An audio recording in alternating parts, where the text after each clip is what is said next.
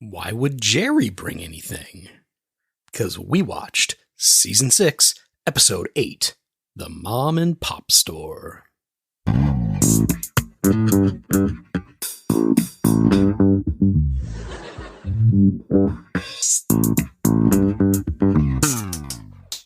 So, Katie. Hi. How'd you like The Mom and Pop Store? I liked it. Yeah? I laughed a lot. Uh-huh. Yeah, it was a good episode. We were like halfway through and a lot had happened. And I was like, oh, there's still so much more episode to come. Yeah. It was pretty packed. A lot of things going on. Yeah. A lot of different stories for all the characters. Did you like it? Yes. You paused.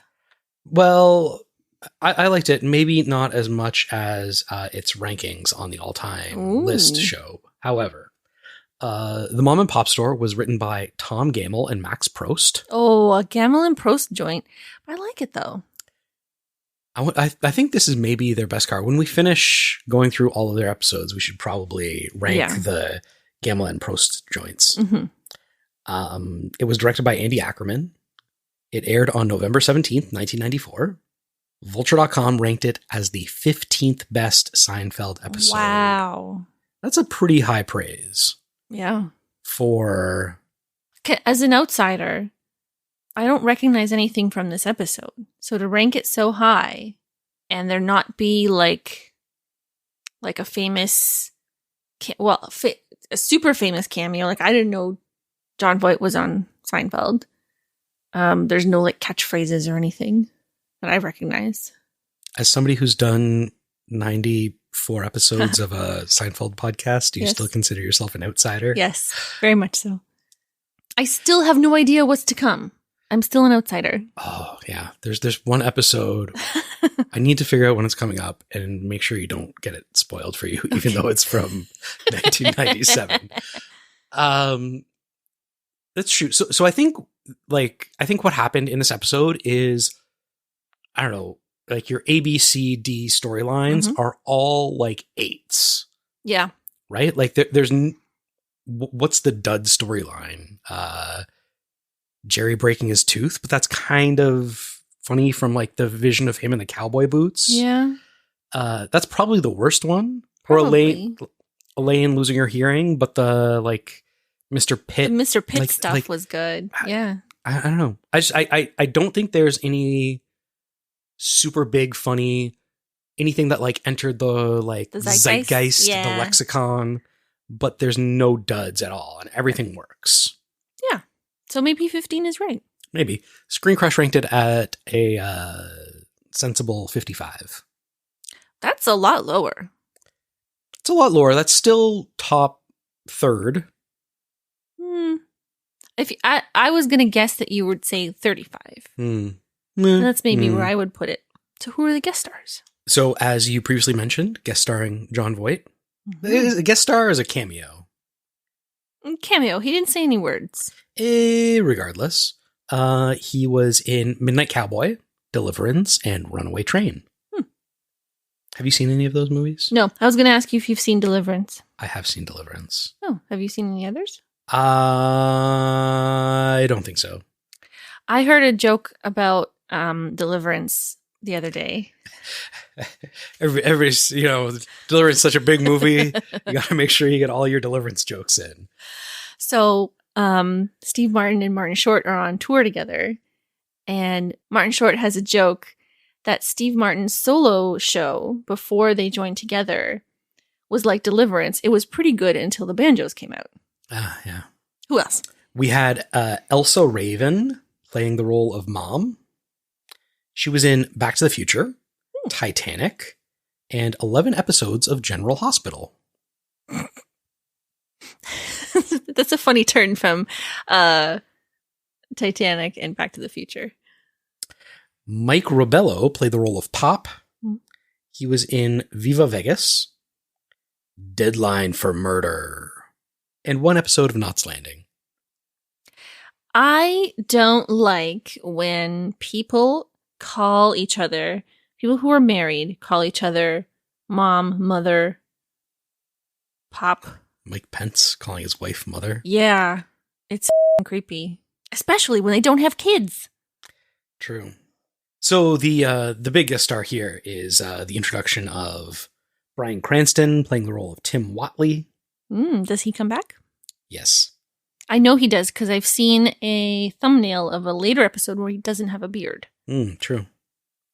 So Bryan Cranston, probably best known for his role in Breaking Bad, also the father from Malcolm in the Middle. He was also in... Pop. Nothing. Oh, he was the Pop from... He was also in the TV movie Galaxy Express 999. Can you love like a mother? What? It was the second credit on his IMDb page. I don't know what it is. But is this the first one? No. Oh, okay. He started acting in 1980. Oh. The other person that I'd like to mention was Tom Wright, who played the role of Morgan. Who's Morgan?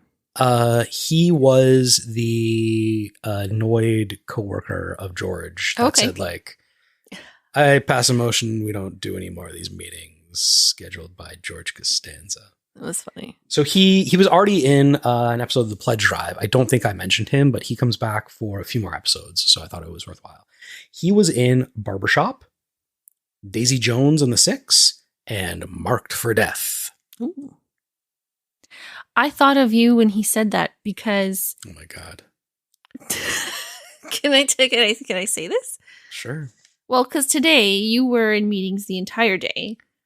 One meeting that was scheduled to end at 12:30, and then your next one was at 1. So you had like a window to like go pee and eat something. And during that meeting, somebody said, "Well, let's just talk about this topic after this meeting." And out loud in a room full of people, you just said, "No!" It's actually worse than that. While I was in the meeting, I had my laptop open and I was chatting with him. Oh. And he just typed to me, after the meeting you're in, let's talk for a few minutes. Oh. So he wasn't even in there. I misunderstood. And out loud in the meeting full of other people, I just said, no. Did you explain to them what was going on? No.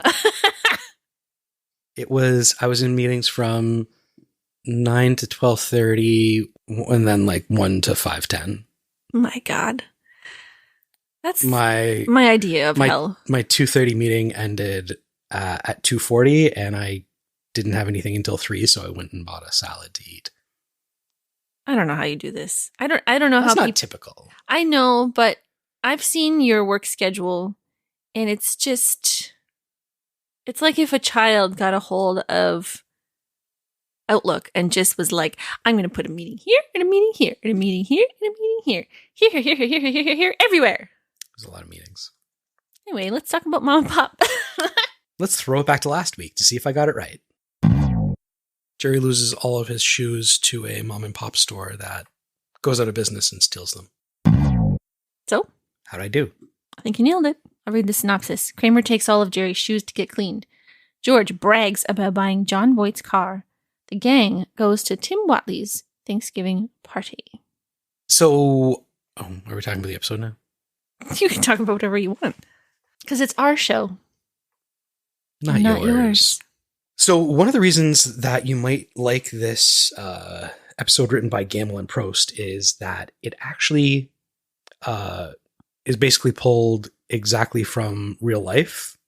Oh, yeah? So, Gamble bought a LeBaron that the salesperson told him was owned by John Voight. Oh. And Max Prost argued whether or not it was or not. Uh-huh.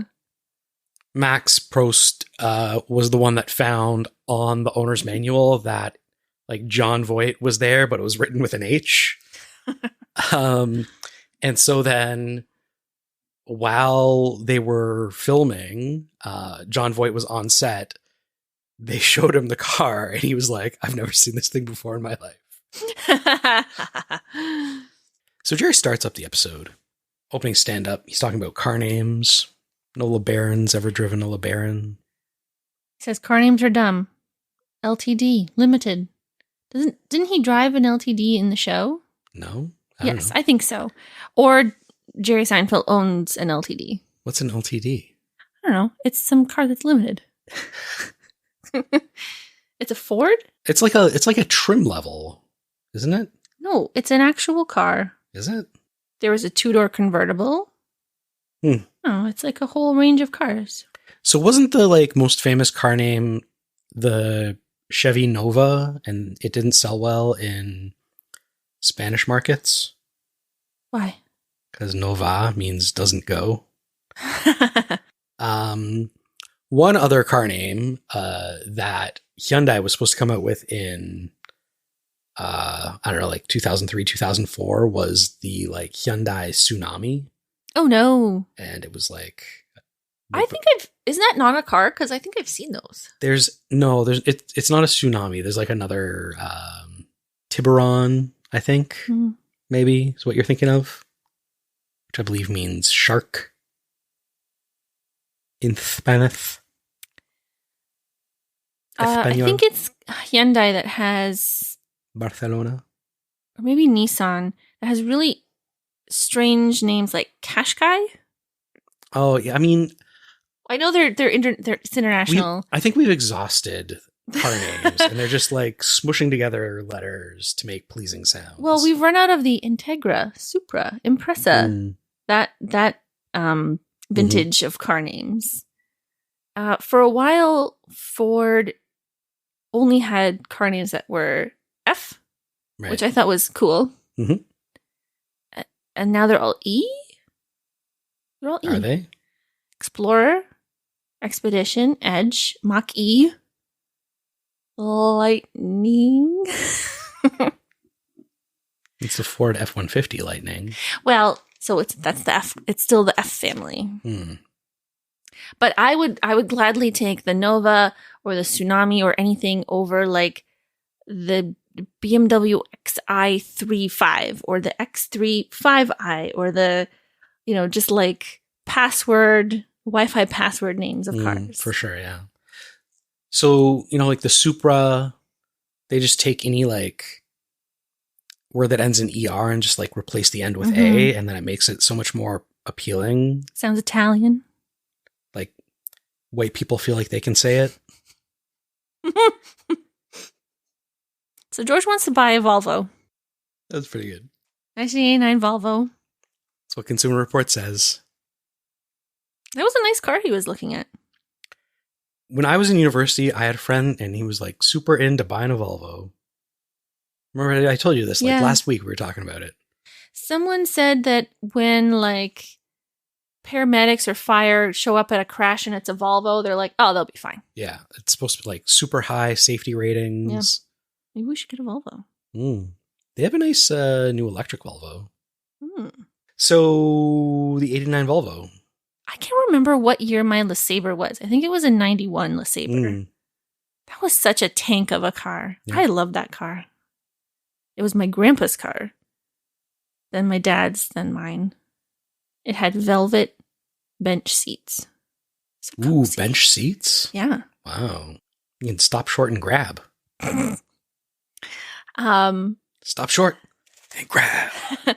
I think I've told this story, but eventually the brake line rusted through and I sold it for scrap. And then a week later, it was parked down the street from my apartment, the same car, because it had a crack in the taillight, same everything. That's my car. They fixed it and they're driving it. And I was maybe I should have fixed it. Always that balance. Yeah. Anyways, you don't want to go with a dentist. Someone's going to be commenting on your brushing etiquette away from the gums. I don't believe anybody actually brushes away from their gums. Who stands there and goes, flick, flick? Your mirror would be coated with dots. You'd be a psychopath. I don't understand. Everybody goes, shaka, shaka, side to side. Shaka, shaka, side to side. Yep. So George comes in, and he's very pleased with his car purchase.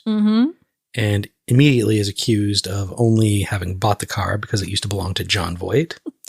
Yeah.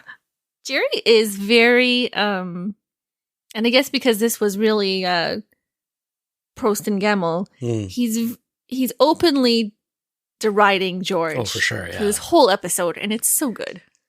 Well, it is a very ridiculous reason to have bought the car. It's you buy a car and you happen to find out that it belonged to somebody famous like John Voight. That's a thing. But to buy a car, unless you're a John Voight super fan, which it seems like George is. Seems like George has become one. Yeah. And then Kramer comes in, and if the mom and pop shop down the street doesn't drum up some business, they're going to be out of the neighborhood. We're going to have one of those gourmet cookie and coffee places coming in. I like coffee. I like cookies. Because you're yuppies. Because you're a bunch of yuppies. So he convinces Jerry to give him all his shoes. Well, he convinces Jerry to give him some shoes, and he goes and takes all of Jerry's shoes to the mom and pop shop. And mom's like, why so many sneakers? He's got a Peter Pan complex. Is that a real thing? It is. It's a term describing young adults, particularly males, who cannot seem to grow up. I would argue that it's 99% of millennials. I was going to say rich people. Jerry can have 50 pairs of running shoes because he can, right? But he could buy 50 pairs of, I don't know, wing-tipped loafers. But if you have money, you don't care about buying something that is fashionable. It's like, I like running shoes, so I'm going to wear running shoes all the time. So initially, Kramer asked Jerry if he has any shoes that need to be cobbled. And Jerry's like, I don't have shoes. And he said, well, he can clean sneakers. I do remember one time I was walking through the airport, and one of the shoe shine guys was like, hey, your shoes are pretty dirty. Let me clean them. I was like... My canvas running shoes? I was kind of insulted. Yeah. But then I was also like, is that something, like, aren't you a shoe shine guy? Like, isn't your, like... Well, were they leather sneakers? No, they were like, I don't know. Is this the time you stepped on gum at the airport? No, it wasn't that time I stepped on. Man, nothing worse. I park the car. I'm about to get on a plane. I pull my suitcase out of the trunk and I immediately step in gum. What are you supposed to do? I tried to clean it off. You know, when you got to get to the gum early in this situation. You got to cover it in mayonnaise. Yeah. Freeze it and hit it with a hammer. Juice a lemon onto it. Yeah. I think what gets out gum is more gum. I just tried to like scrape it, but like I was getting on a plane. What? It was terrible. I think you got to get a tissue and like pull off as much as you can and then scuff your feet so it gets dirty. It's not sticky. Yeah. Unfortunately, I think that's what you got to do. Yeah. So I wrote down, I love Mr. Pitt. He's so silly. This is maybe peak Pitt. The first thing he says is, Elaine, have you gotten all the salt off those pretzels yet? So I didn't know what she was holding. I thought what was sitting on the table was a chocolate bar because of the previous, the knife and the fork. But then she was waving something around and I thought it was a cigar. Oh, yeah. And as soon as that scene started, you started doing a dance along with Elaine. It's a good scene. Next stop, Pottersville. Next stop, Pottersville. Next stop, Pottersville. So at the end of the scene where Mr. Pitt is dancing because Elaine's won him a ticket to hold the rope of Woody Woodpecker at in the Macy's Thanksgiving Day Parade. This is this ridiculous sentence. What a prize. You did the Next Stop Pottersville dance as well. And did you know that's not a real song? None of them are real songs. They were all composed by Jonathan Wolfe, the person that does the theme for Seinfeld. No. The song that's Next Stop Pottersville is a song called The Sliding Mr. Bones by Malcolm Lockyer. I think we got to cross-reference our sources. Oh my, what controversy. I think I'm good at identifying songs, but I don't know what any of them are called. Like I can immediately sing every word of a song. Yeah. But if I had to call into a radio show, like, what's it called? Who's it by? I don't know. That's kind of weird. Like, I don't know. I feel like it's easier to access that information today. Yeah. Like, you know, songs on a record, you had to pull like the record sleeve and be like, oh, this is track 3 on side B, or like, or it's on the radio and sometimes they don't say what it is until like 10 minutes later. And like now the way you listen to music is on your phone where it's like, here's the picture of the album. Here's the artist. Here's the song name. But that doesn't help. I think it's a little sad, actually, because I don't really listen to stuff that I'm not searching for. I know there's like playlists and algorithms and stuff, but I definitely don't listen to as much new music as I used to. No. It's also hard. I mean, recently, Jason Mantzoukas was talking about like the way that he used to find out about new music. All of those methods are going away, like going into a record store and like talking to people there and being like, oh, I like this music, getting like those kind of things. And, sending mixtapes to your friends. Yeah, you don't have that. I once traded mixtapes with a complete stranger in Peoria, Illinois for years. That's kind of weird. It is. We were to expand. We were friends on LiveJournal. And I like ska music, and he was writing about ska music. We became friends on LiveJournal. And perhaps foolishly, gave him my home address so he could send me a tape. And he did. And I sent him tapes for years. Huh. Do you know that LiveJournal is now like owned by Russia? Oh, no. It's part of Kontakte? I guess so. Whatever it's called. Yeah, they bought it and own all the servers, all that data. Everything you wrote on LiveJournal now exists on a server in Russia. I wonder if there's some way to log back in. I still remember my name. I think there is. And erase everything. I got GeoCities, or the thing that like... when Angelfire? When GeoCities shut down, somebody was like, no, you must preserve the archive of GeoCities. And I got myself and my stupid website removed from it because it was embarrassing. I was like, please don't save this. It wasn't my hockey website. This was like truly dumb stuff. I was like, please forget me. Erase. Your hockey website, the Leaf Pile? I mean, that has to be preserved forever. Is that still online somewhere? It's on the Wayback Machine. I think Jerry's got to pull his pants over the boots. Oh, yeah, definitely. But Jerry... It's less funny if he does. Yeah, for sure. I think if you're wearing cowboy boots, you got to pull the pants over the boots. Yeah. I don't want to be a cowboy. Jerry doesn't want to be a cowboy. He doesn't want to be a pirate. What does he want to be? So when Kramer dropped off the shoes at the mom and pop shop, he did get a little bit of a nosebleed, so he laid down on the couch and looked up at the ceiling. Got a bunch of wires poking out everywhere. You got to get an electrician to look at this. It's against code. You got to get it fixed. $4,000. Or I got to shut you down or I'll lose my license.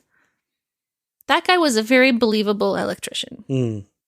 So when Jerry and George are driving in the convertible, George has got the top down. And Jerry's trying to get him to close it. He goes, it's November. Put the top up.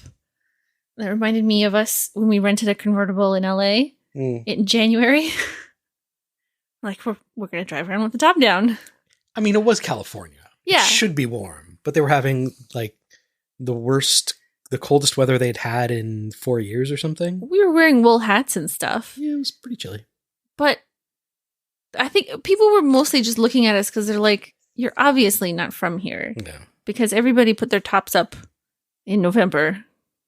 And you're just, like, stubbornly, like, wind in my hair down the Pacific Coast Highway lifestyle. Enjoying the 12-degree weather. Yeah. Sometimes I spell Jerry with a G and an I. Did you ever go through a phase where you purposefully rewrote your name incorrectly? I wanted all the personalized stuff that had KDIE on it. Yeah. I briefly started writing my name KDIE, and my parents were like, what are you doing? Like, I want that license plate thingy. I wrote it with 2 R's for a while. Is that like why? When I was like 6. Is that why everybody writes your name with 2 R's? I don't get the 2 R's. I don't get the RRICK. Yeah. Yours is the most normal spelling of Derek. I think so. Mine is not the normal spelling of Katie. Everybody must conform to me.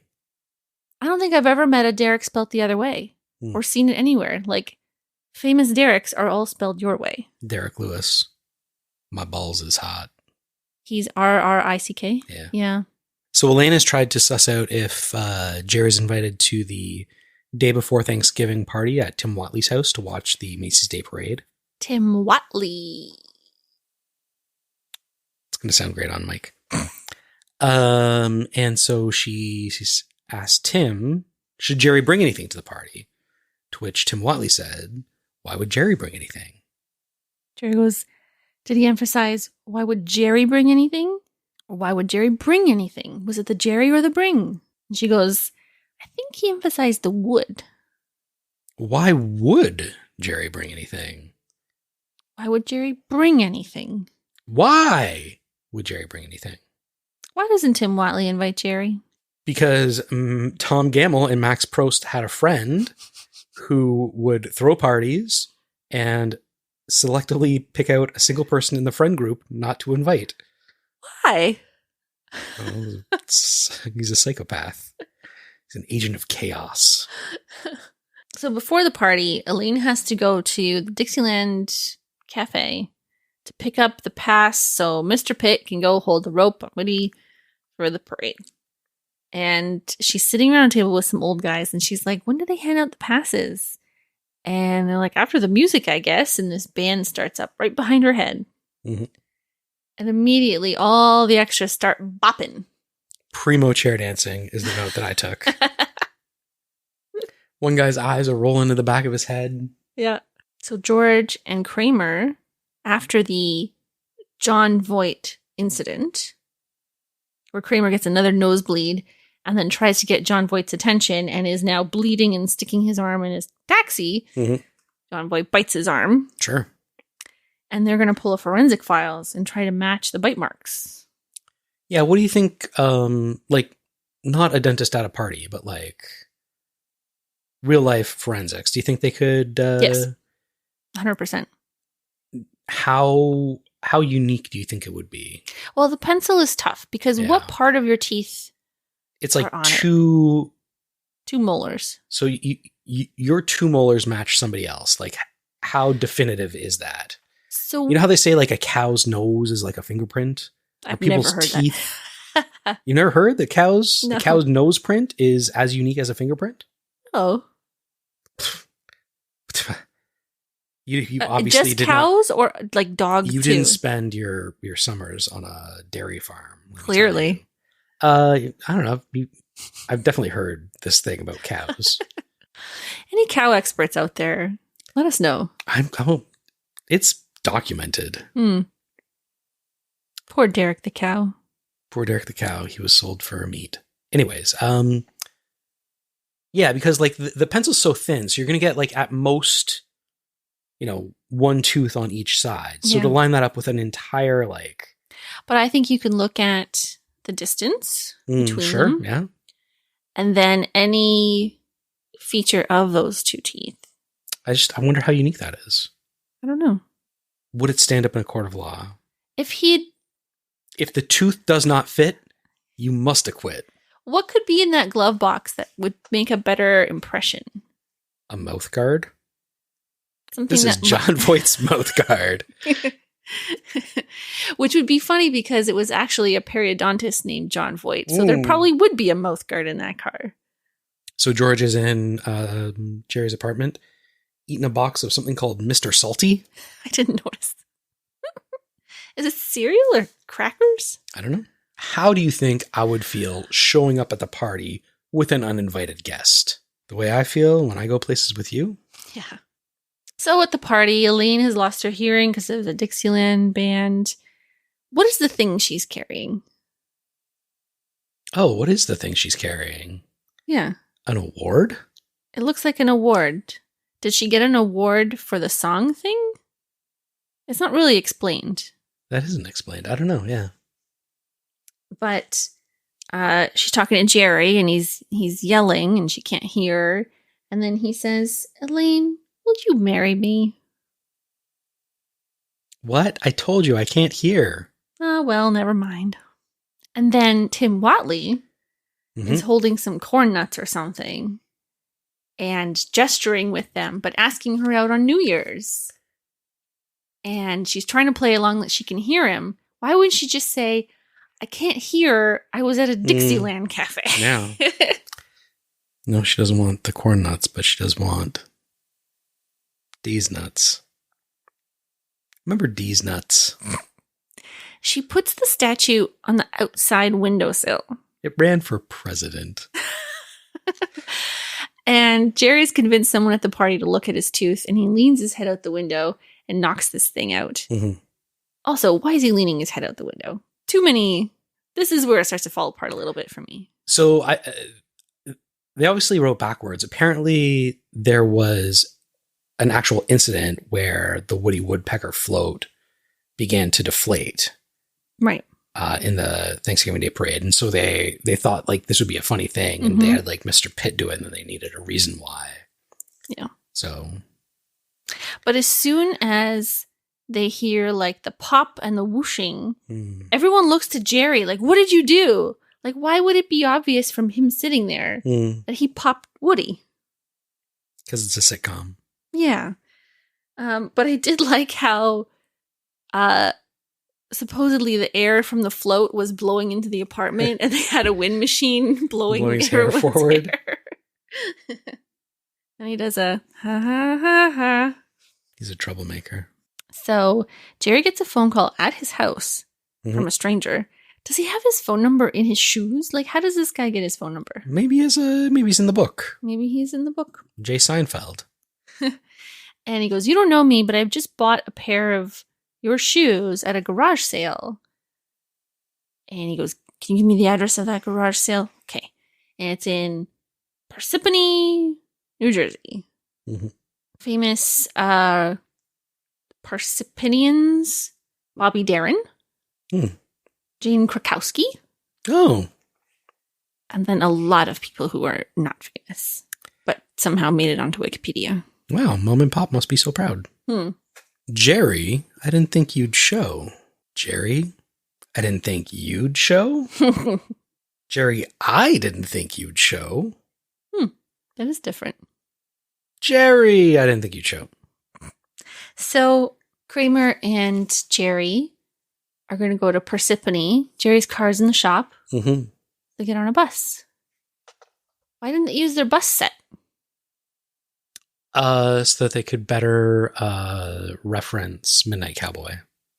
Is that what that is? Yeah. I didn't know because I haven't seen it. Right. I thought it was The Graduate. Well, not quite. It's not really the same. I know it doesn't make sense because it's not a John Voight movie, but it's also like the Graduate ending is like from like Dead On with them sitting at the back of the bus, right? Yeah. The only reason I know that because I haven't seen The Graduate is from The Simpsons when Abe Simpson runs away with Mrs. Bouvier. Graduate's a good movie. So the last stand-up, Jerry says, marching bands marry the concepts of a bad thing with a difficult thing. And he talks about our compulsion to wave at people as we pass by. I think, I don't know what it is, but like, start videotaping people. First thing they're going to do, start waving at you. I didn't grow up with like cottage culture, but on the lake, you got to wave. You got to wave. It's like if you have a motorcycle, you wave at the other person with the motorcycle. You don't wave. You drop the two fingers. I mean, come on. Be cool. But only sport bikes do that. Harleys don't do that. They don't wave. They're too cool. Only jerks ride Harleys. That's right. Only jerks ride Harleys. You heard it here. You are marching in a parade. Yeah, before we get to that, we got to do a quick ad break. This week's episode brought to you by Harley Davidson. Potato, potato, potato, potato, potato. Yeah, I'll be walking in the Ottawa Pride Parade. Yeah. Will you wave? I think I'll have to. Do you think people will wave at you? Probably. I assume that happens at What else do you do? Just stand there and stare? I don't know what I'm supposed to do. Well, good for you. You're walking with your work colleagues? Yeah. Yeah. Should I go? I don't know. Do I have to go? Would you like to support I would. LGBTQ plus people? I would. However, if I can get out of it and have the house to myself, I would also like that. I don't do well in the heat. I don't do well standing around. It's 14 degrees. You can walk. You're not standing around. Your legs are moving. You'll be waving your hands. Your arms are moving. Wait, are you inviting me to walk in the parade? You could probably walk in the parade if you want to. Oh. This is not really part of the podcast. We're just talking. This is a Husband and wife having a conversation. So next week's episode is The Secretary. What's it about? George hires a secretary. Okay. Well. Bye-bye. Believe it or not, this is our podcast. Please subscribe at the end. If you subscribed, we would be happy. Please subscribe to us. Believe it or not, it's our podcast. Is that a Seinfeld reference?